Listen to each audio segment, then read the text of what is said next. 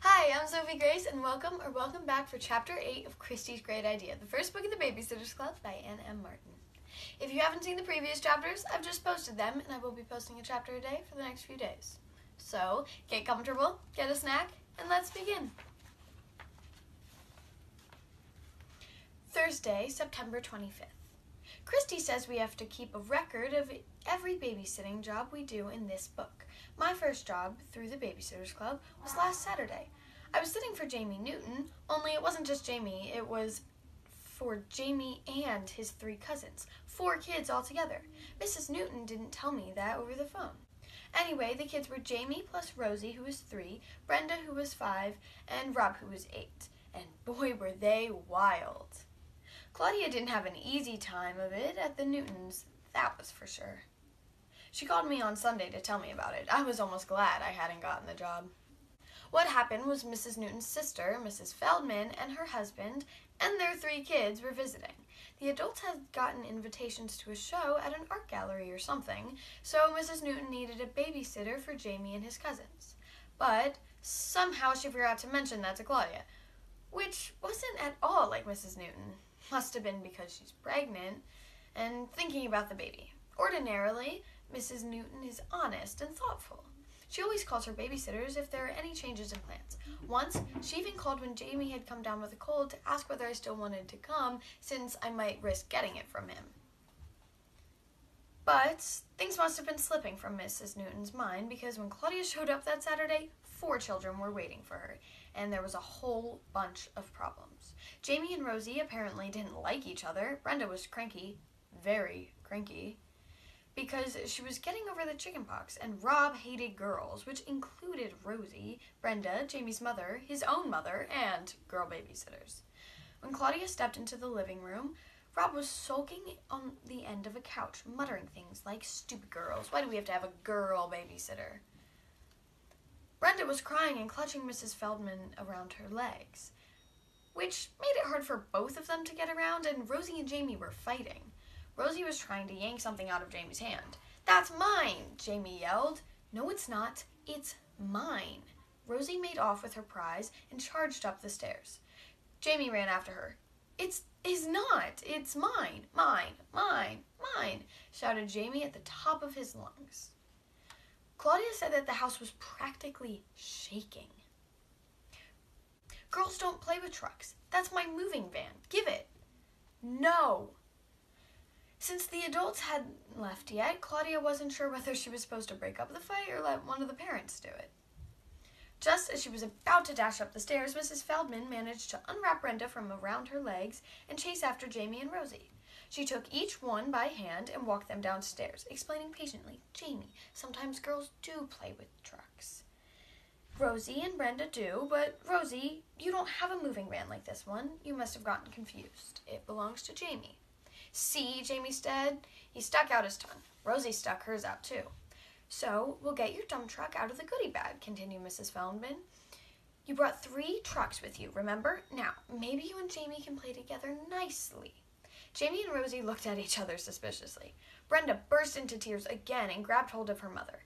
And that's how things were by the time that Jamie's parents and the Feldmans left, except that Brenda was hugging a ratty teddy bear instead of her mother's legs. Claudia looked around the living room nervously. Bob looked around in disgust. His eyes fell on Jamie, who turned his back on Rosie and was pushing an ambulance back and forth, making loud siren noises. "Hey, Jamie," said Rob.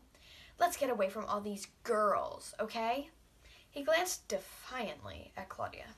"Okay," replied Jamie vaguely, busy with the ambulance. "Where are you going?" asked Claudia. "I'm not telling," Rob said, and grabbed Jamie by the wrist. Claudia dashed across the living room and blocked the doorway. Rob pulled Jamie around and hauled him off in another direction, towards the entrance of the dining room. Claudia beat him to it. "Where are you going?" she asked him again. "I'm the babysitter and I have to know. Just tell me where you're going." "Who's gonna make me?" "Nobody, but I won't let you leave until you do." Rob whirled around again. He let go of Jamie and grabbed his sister instead. Jamie sat down on the floor in surprise. "Have we ever had a babysitter as mean as her?" Rob asked angrily. "No," said Rosie. "No," sniffled Brenda, who hadn't quite finished crying. "A we going to let her be mean? No, shouted the sisters. Okay, let's do it. Claudia said that her stomach felt as if it were on a roller coaster. She had no idea what the Feldman kids were going to do. She found out immediately. Rosie began running around and around the room, yelling at the top of her lungs. She wasn't yelling words, she was just making noise. Brenda leaped onto the Newtons' couch and jumped up and down as if it were a trampoline. And Rob turned his fingers into guns and aimed them at Claudia. Pow, pow, pow, pow, pow. You are a dead man. A dead lady. Jamie looked dazedly. At that point, Claudia almost panicked and called Stacy for help, but Jamie, sitting quietly on the floor, inspired her. She remembered that when she was younger, and Janine had been acting up, her mother would turn to her father and murmur, "Ignore." And they would do just that.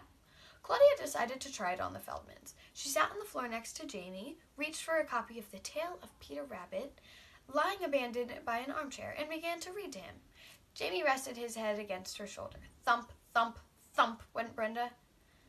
Rosie shrieked, running by Claudia, and stepped on her lap. Claudia didn't even look up. Pow, shouted Rob. Pow! Hey, babysitter, I'm killing you. Okay? Babysitter. Not now, said Claudia. I'm busy. She kept reading, raising her voice when she got to the part where Mr. McGregor chased after Peter, waving a rake. The thumping stopped. Brenda sat down a few feet away from Claudia and tried to listen without appearing too interested. Rosie continued to run around the room, but she stopped yelling, and every time she ran by Claudia, she slowed up long enough to look at the pictures in the book. By the time the story was over, Jamie, Rosie, and Brenda were quiet as mice. Claudia moved them to the couch. She found a copy of Where the Wild Things Are, opened it, and read about Max putting on his wolf suit and making mischief. As much mischief as me? Asked Rob, from across the room, dropping his guns. Not quite, replied Claudia. Rob looked satisfied. If you come over here, she went on, you can find out what happened to him. Rob didn't say anything, but he perched on the arm of the couch and listened to the story, and 2 more after that. And that was Claudia's first ever Babysitter's Club job, and the story of how we tamed the Feldmans. Thank you so much for listening to Chapter 8 of Kristy's Great Idea, and come back tomorrow for Chapter 9. Bye.